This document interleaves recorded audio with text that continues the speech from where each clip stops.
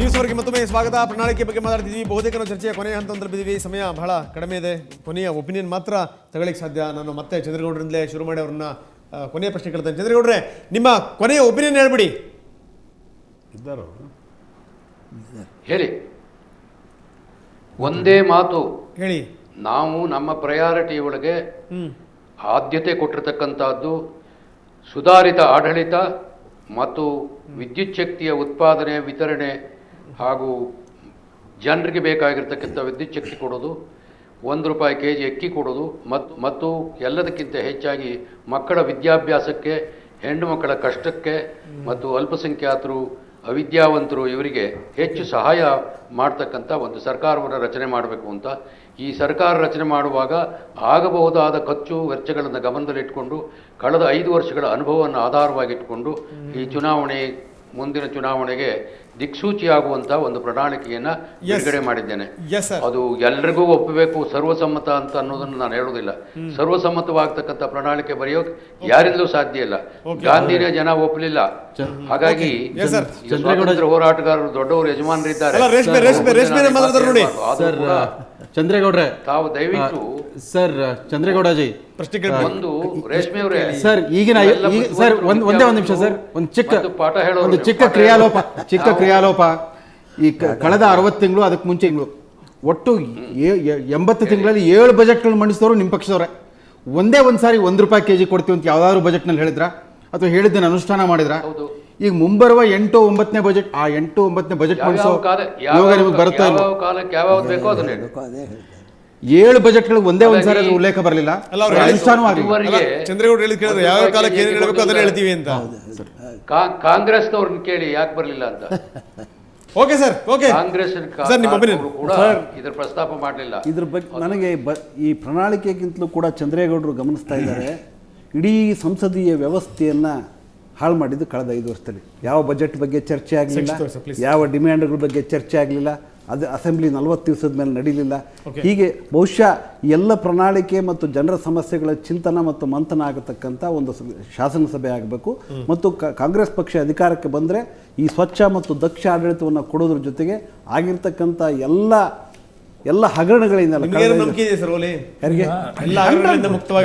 Sir ಹಗರಣ ಮುಕ್ತ ಸ್ವಚ್ಛ ಮತ್ತು ದಕ್ಷ ಆಡಳಿತ ಕೊಡತಕ್ಕಂಥ ಖಂಡಿತವಾಗಿ ಕಾಂಗ್ರೆಸ್ ನಿಮಗೂ ಹೇಳಿದ್ರಪ್ಪ ಟಿಕೆಟ್ ಕೊಡ್ತೀವಿ ಅಂತ ಹೇಳಿದ್ರೆ ಉಳಿಸ್ಕೊಂಡ್ರ ಸರ್? ಕೊಡದೆ ಹೋದ್ರೆ ನಿಮ್ಮ ಹತ್ರ ಪಕ್ಷ ಬಂದಿರೋರು ಮಾತನ್ನ ಉಳಿಸ್ಕೊಳ್ಳಲ್ಲ, ಇನ್ನು ಜನರಿಗೆ ಕೊಟ್ಟರಂತ ಮಾತನ್ನ ಉಳಿಸ್ಕೊತಾರ ಸರ್. ವಕ್ತಾರಾಗಿ ನಿಮ್ಮ ಜೊತೆ ಮಾತಾಡೋ ಅಧಿಕಾರವಾದರೂ ಕೊಟ್ಟಿದ್ದಾರಲ್ಲ. ಗುಣಮಟ್ಟದ ಆಡಳಿತಕ್ಕೆ ಸಂಬಂಧಪಟ್ಟಿದ ಒಂದು ಮುಖ್ಯವಾದ ಒಂದು ಆಲೋಚನೆ ನಾವು ಮಂಡಿಸಿದ್ದೇವೆ. ಅದೇನು ಅಂತಂದ್ರೆ, ನಮ್ಮ ಅಕಸ್ಮಾತ್ ನಮಗೇನೋ ಅಧಿಕಾರದಲ್ಲಿ ಪಾಲಿಸಿಕ್ರೆ ಈ ಜಿಲ್ಲಾ ಉಸ್ತುವಾರಿ ಸಚಿವ ಹುದ್ದೆಯನ್ನು ರದ್ದುಗೊಳಿಸ್ತವೆ. ಕಳೆದ 5 ವರ್ಷಗಳಿಂದ ಸಚಿವರಾಗಿದ್ದವರು ತಮ್ಮ ಸ್ವಂತ ಜಿಲ್ಲೆ ಬಿಟ್ಟು ಬೇರೆ ಜಿಲ್ಲೆಗಳು ನೋಡೇ ಇಲ್ಲ. ತಾವು ಎಲ್ಲಾ 30 ಜಿಲ್ಲೆಗಳಿಗೂ ಮಂತ್ರಿಯನ್ನು ಪರಿಕಲ್ಪನೆ ಎಲ್ಲಾ 30 ಜಿಲ್ಲೆಗಳ ಉಸ್ತುವಾರಿನೂ ನಿರ್ವಹಿಸಬೇಕು, ದುಂಡಾವರ್ತಿ ಮೇಲೆ ನಿರ್ವಹಿಸುವಂತ ಒಂದು ವ್ಯವಸ್ಥೆ. ಸೋಕಾಲ್ಡ್ ರಾಷ್ಟ್ರೀಯ ಪಕ್ಷಗಳು ಎಲ್ಲ ಕಡೆಯಲ್ಲೂ ಕೂಡ ವಿಫಲ ಆಗಿದೆ ಅಂತ ಹೇಳುವಂತಹದ್ದು ಜನರಿಗೆ ಸ್ಪಷ್ಟವಾಗಿ ಮನದಟ್ಟಾಗಿದೆ. ಹಾಗಾಗಿ ಇದು ಪ್ರಾದೇಶಿಕ ಪಕ್ಷಗಳ ಪರ್ವ. ಸುತ್ತಮುತ್ತ ನೋಡಿದ್ರೆ ಎಲ್ಲ ಕಡೆಯಲ್ಲೂ ಪ್ರಾದೇಶಿಕ ಪಕ್ಷಗಳು. ಹಾಗಾಗಿ ಪ್ರಾದೇಶಿಕ ಪಕ್ಷ ಬಹುಶಃ ಹೇಳಿದ್ದನ್ನು ಮಾಡಿ ತೋರಿಸ್ತದೆ ಅಂತ ಹೇಳುವಂಥ ವಿಶ್ವಾಸ ಜನರ ಮನಸ್ಸಿನಲ್ಲಿದೆ. ನಾವು ಉದ್ಯೋಗ ಸೃಷ್ಟಿ, ಕೃಷಿ ಕ್ಷೇತ್ರದಲ್ಲಿ ಹೆಚ್ಚು ಉತ್ಪಾದನೆ, ನೀರಾವರಿ, ಕುಡಿಯುವ ಶುದ್ಧ ನೀರು ಇತ್ಯಾದಿ ವಿಷಯಗಳನ್ನು ಹೇಳಿದ್ದೇವೆ. ಹೇಳಿದ್ದನ್ನು ಪ್ರಾಮಾಣಿಕವಾಗಿ ಮಾಡ್ತಾರೆ ಅಂತ ಹೇಳುವಂಥ ನಾಯಕತ್ವದ ಬಗ್ಗೆ ವಿಶ್ವಾಸ ಇರುವಂಥ ಏಕಮೇವ ನಾಯಕತ್ವ ನಮ್ಮ ಪಕ್ಷದಲ್ಲಿರುವಂಥ. ಸರ್, ಈಗ ಯಾವುದೋ ಒಂದು ಪ್ರಣಾಳಿಕೆ ವಿಭಿನ್ನವಾಗಿದೆ ಅಂತ ಹೇಳಕ್ಕೆ ನಾವು ಪ್ರತಿಪಾದಿಸೋದಕ್ಕಿಂತ ಮುಖ್ಯವಾಗಿ ಕರ್ನಾಟಕ ಭೂ ಕಬಳಿಕೆ ವಿಧೇಯಕ ಶಾಸನ 2007ರಲ್ಲಿ ಕಾಯ್ದೆ ತಿದ್ದುಪಡಿಯಾಗಿ ಕೇಂದ್ರದ ರಾಷ್ಟ್ರಪತಿಗಳ ಅಂಕಿತಕ್ಕಾಗಿ ಕೇಂದ್ರಕ್ಕೆ ಹೋಯ್ತು. ವಾಪಸ್ ಹಾಕಿದ್ರು ಮೈನಾರಿಟಿ ಡೆವಲಪ್ಮೆಂಟ್ ಕಾರ್ಪೊರೇಷನ್ನವರು, ನೀವು ವಕ್ತನ್ನು ಇದರಿಂದ ಆಚೆಗೆ ತೆಗೀರಿ ಅಂತೇಳಿ. ಕೇಂದ್ರ ವಕ್ತ್ ಅಂಡ್ ಮುಜರಾಯ್ ಧರ್ಮದಾಯ ದತ್ತಿಗಳನ್ನು ಕೂಡ, ಯಾವುದೇ ದೇವಸ್ಥಾನದ ಪ್ರಾಪರ್ಟಿಗಳು ಕೂಡ ಕಬಳಿಕೆ ಆಗಿದ್ರೆ ಒಂದು ವಿಶೇಷ ನಾನು ಮನವಿಯನ್ನು ಮಾಡ್ತಾನೆ, ವಿಶೇಷ ನ್ಯಾಯಾಲಯಗಳನ್ನು ಸ್ಥಾಪನೆ ಮಾಡೋದ್ರ ಮುಖಾಂತರ ಯಾವುದೇ ರಾಜಕೀಯ ಪಕ್ಷಕ್ಕೆ ಸೇರಿರಲಿ, MLA ಇರಲಿ, MP ಗಳು, ಅವ್ರ ಬಂಧುಗಳು, ಹಿಂಬಾಲಕರು, ಸದಸ್ಯರು, ಕುಟುಂಬದವರು, ವಿಶೇಷ ನ್ಯಾಯಾಲಯದ ಮುಖಾಂತರ ಕೇಂದ್ರಕ್ಕೆ ಹೋಗಿರ್ತಕ್ಕಂಥ ಬಿಲ್ಲನ್ನು ಚಂದ್ರೇಗೌಡರು ಇಲ್ಲಿದ್ದಾರೆ, ಅವರು ಲೋಕಸಭೆಯಲ್ಲಿದ್ದಾರೆ, ನಾನು ಮನವಿಯನ್ನು ಮಾಡ್ತೇನೆ ಕೇಂದ್ರದ ಎಲ್ಲ ಮಂತ್ರಿಗಳಿಗೂ ಕೂಡ ಆ ಅಂಕಿತ ಕೊಡಿಸಿ ಈ ರಾಜಕೀಯ ಪಕ್ಷಗಳು ನಾಳೆಯಿಂದ ಹೇಳಿ ನಾವು ಇದು ಸ್ಥಾಪನೆ ಮಾಡ್ತೇವೆ, ಎಲ್ಲರೂ ಈ ಭೂ ಕಬಳಿಕೆದಾರರನ್ನ ಒಳಗಾಗ್ತವೆ ಅಂತ ಹೇಳಿ. ಓಕೆ ಓಕೆ 12 ಲಕ್ಷ ಭೂ ಕಬಳಿಕೆ ರಾಜ್ಯದಲ್ಲಿ ನಡೆದಿದೆ ಅಂತ former S Balasubramaniam committee report ಇದೆ ನಿಮ್ಮ ಮುಂದೆ. ಓಕೆ ಜಂಟಿ ಸದನ ಸಮಿತಿಯ AT ರಾಮಸ್ವಾಮಿಯವರ ಇದು. ದೇವೇಗೌಡರು ಯಾಕೋ ಇತ್ತೀಚೆಗೆ ಭೂ ಕಬಳಿಕೆ ಬಗ್ಗೆ ಮಾತಾಡೋದೇ ನಿಲ್ಲಿಸಿದ್ದಾರೆ. 2004ರ ಪ್ರಣಾಳಿಕೆಯಲ್ಲಿ ನಾನೇ ಕೂಡ ದೇವೇಗೌಡರಿಗೆ ಹಾಕ್ಸಿದ್ದೆ ಇದನ್ನ, ವಿಶೇಷ ಸ್ಥಾಪನೆ ಮಾಡೋದ್ರ ಮುಖಾಂತರ ನಾವು ಜೈಲಿಗೆ ತಳ್ತೇವೆ ಅಂತ ಹೇಳಿ. ಈ ಸಿದ್ದರಾಮಯ್ಯನವರು ಅಲ್ಲಿ ಇಲ್ಲಿ ಒಂದ್ ಕಡೆ ಹೇಳ್ತಾ ಇದ್ದಾರೆ ಭಾಷಣದಲ್ಲಿ ಇದನ್ನ. ಅಲ್ಲ, ಇವ್ರು ಭೂ ಕಬಳಿಕೆ ಬಗ್ಗೆನೇ ನಾನು ಎಂಡ್ ಮಾಡ್ತೀನಿ. ಅಲ್ಲ, ನಮ್ಮ ಬೆಂಗಳೂರಿನಲ್ಲಿ ಅಕ್ರಮ ಸಕ್ರಮ ಮಾಡಬೇಕು ಅಂತ ಎಲ್ಲರೂ ಒಪ್ತಾರೆ ಆ ಮಾತನ್ನ. ಆದರೆ ಹಳ್ಳಿನಲ್ಲಿ ನೀವು ಯಾರೊಬ್ಬ ರೈತ ಇರ್ತಾನೆ, ಒಬ್ಬ ಸಣ್ಣ ರೈತ ಇರ್ತಾನೆ, ಅಥವಾ ರೈತ ಅವನಿಗೆ ಜಾಗನೇ ಇರಲ್ಲ, ಅವನೆಲ್ಲ ಒಂದು ಸ್ವಲ್ಪ ಒತ್ತುವರಿ ಮಾಡ್ಕೊಂಡು ಒಂದು ಬೆಳೆ ಬೆಳ್ಕೊಂಡ್ರೆ ಅದನ್ನ ಅಕ್ರಮ ಸಕ್ರಮ ಮಾಡೋದಕ್ಕೆ ಪ್ರಾಬ್ಲಮ್. ನೋಡಿ, ಸುಬ್ರಹ್ಮಣ್ಯಂ ಸಮಿತಿದು ರಿಪೋರ್ಟ್ ಏನಿದೆಯಲ್ಲ, ಅವ್ರಿಗೆ ಬಹುಶಃ ಗ್ರೌಂಡ್ ರಿಯಾಲಿಟಿ ಅನ್ನೋದು ಗೊತ್ತಿಲ್ಲ. ಮಲೆನಾಡಲ್ಲಿ ಇವತ್ತು ಕಾಡನ್ ಕಡ್ಬಿಟ್ರು, ಅದು ಗಾರ್ಡನ್ ಮಾಡಿದ್ದಾರೆ ಹೊರತು ಕಾಡನ್ ಯಾರು ಹಾಳು ಮಾಡಿಲ್ಲ. ಅಲ್ಲೋಗಿ ಒಂದು ಆನೆ ಬಿಡ್ತೀವಿ ಅಂತ ಹೇಳಿ ಅಲ್ಲಿ ಒಬ್ಬ ರೈತ ಅವನು ಕಷ್ಟಪಟ್ಟು ಬೆಳೆದಿದ್ದಾನಲ್ಲ, ಆ ಬೆಳೆನೂ ಕೂಡ ಕಿತ್ಕೊಳಕ್ಕೆ ಇವ್ರು ಪ್ರಯತ್ನ ಪಡ್ತಾರೆ. ಇವ್ರು ಹೇಳ್ತಾರಲ್ಲ, ಕರ್ನಾಟಕ ಜನಸಂಖ್ಯೆ ಇವತ್ತು 7 ಕೋಟಿ ಮುಟ್ಟಕ್ಕೆ ಹೋಗ್ತಾ ಇದೆ. ಜನರಿಗೆ ಆಹಾರ ಎಲ್ಲಿಂದ ಬರಬೇಕು? ಅಂದರೆ ಭೂಮಿನೆಲ್ಲ ನೀವು ಫಾರೆಸ್ಟ್ ಮಾಡಿಬಿಡ್ರಕ್ಕಾಗುತ್ತಾ ಹೇಳಿ? ಅದ್ರ ಬಗ್ಗೆ ಇವ್ರು ಗಮನ ಹರಿಸಬೇಕು. ಇದನ್ನೆಲ್ಲ ಒಂದು ಫಿಲಾಸಫಿಕಲ್ ಆಗಿ ಯೋಚನೆ ಮಾಡಿಕೊಂಡು ಇವರು ಈ ಥರ ನಿರ್ಧಾರಗಳನ್ನ ತಗೊಳ್ಳೋದಲ್ಲ.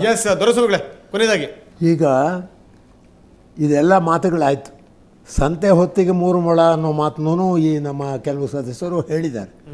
ಅದೇ ಇದರಲ್ಲಿ ಒಂದು ಬದ್ಧತೆ ಅಥವಾ ಒಂದು ಸೀರಿಯಸ್ ಆಗಿ ಯೋಚನೆ ಮಾಡ್ತಕ್ಕಂಥ ಕೆಲಸ ಮೊದಲಿಂದಲೂ ಇವತ್ತು 60 ವರ್ಷದಿಂದಲೂ ನಡೆದಿಲ್ಲ.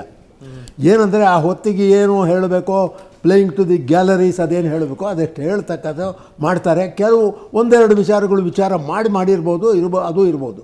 ಆದರೆ ನಾನೇನು ಹೇಳ್ತಿದ್ದೀನಿ ಅಂದರೆ, ನೀವು ಪ್ರಣಾಳಿಕೆಗಳೆಲ್ಲ ಮಾಡ್ಕೊಳ್ತೀರಲ್ಲ, ಯಾತಕ್ಕೆ ಇದೇನು ಬರೀ ಪ್ರಚಾರಕ್ಕಲ್ವಲ್ಲ. ಓಕೆ. ಆದ್ದರಿಂದ 5 ವರ್ಷದ ಕೊನೆಯಲ್ಲಿ ನೀವು ಒಂದು ತನಿಖೆ ಮಾಡಬೇಕು. ಇವರು ಎಲೆಕ್ಷನ್ ಕಮಿಷನ್ ನೀವು ಬರೆದಿರ್ತಕ್ಕ ಪ್ರಣಾಳಿಕೆಯಲ್ಲಿ 50% ರೂಲಿಂಗ್ ಪಾರ್ಟಿಯವರು ಜಾರಿ ಮಾಡಿದರೆ ಅದನ್ನು ಒಪ್ಕೋಬೇಕು. ಕಮ್ಮಿ ಆಗಿದ್ದರೆ ಅವ್ರಿಗೆ ಏನು ಪನಿಷ್ಮೆಂಟ್ ಕೊಡಬೇಕು ಅದನ್ನು ಕೊಡಬೇಕು.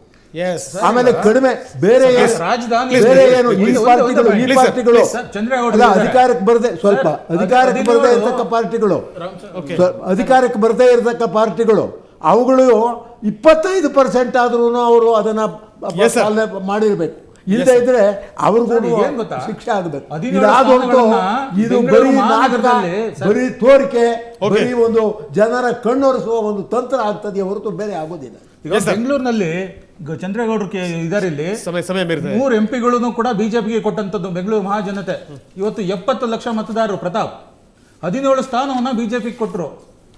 BDA ಒಂದು ಸೈಟ್ ಅಲರ್ಟ್ ಬೇಡಕ್ಕಾಯ್ತಾ ನಿಮ್ಮ ಕೈಲಿ? ಜಿ ಕ್ಯಾಟಗರಿ ಮಾಡ್ಕೊಂಡಾರಲ್ಲ. Yes sir, thank you very much.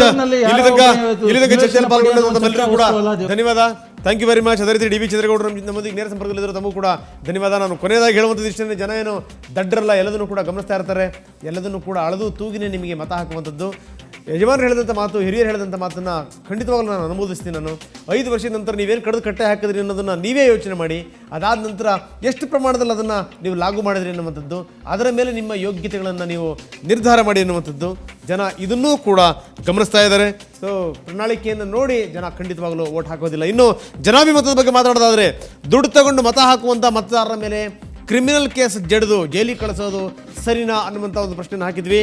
SMS ಜನಾಭಿಮತ. ಇದಕ್ಕೆ ಒಟ್ಟು ಮತಗಳು 12,170 ಮತಗಳು ಬಂದಿವೆ. ಹೌದು, ದುಡ್ಡು ತಗೊಂಡು ಮತ ಹಾಕುವಂಥ ಮತದಾರರ ಮೇಲೆ ಕ್ರಿಮಿನಲ್ ಕೇಸ್ ಜಡಿದು ಜೈಲಿಗೆ ಕಳಿಸಿ ಅಂತ ಹೇಳಿದಂಥವ್ರು 167ರಷ್ಟು ಜನ, ಬೇಡ ಕಳಿಸಬಾರದು ತಪ್ಪು ಅಂತ ಹೇಳಿದಂಥವ್ರು 100ಕ್ಕೆ 33ರಷ್ಟು ಜನ.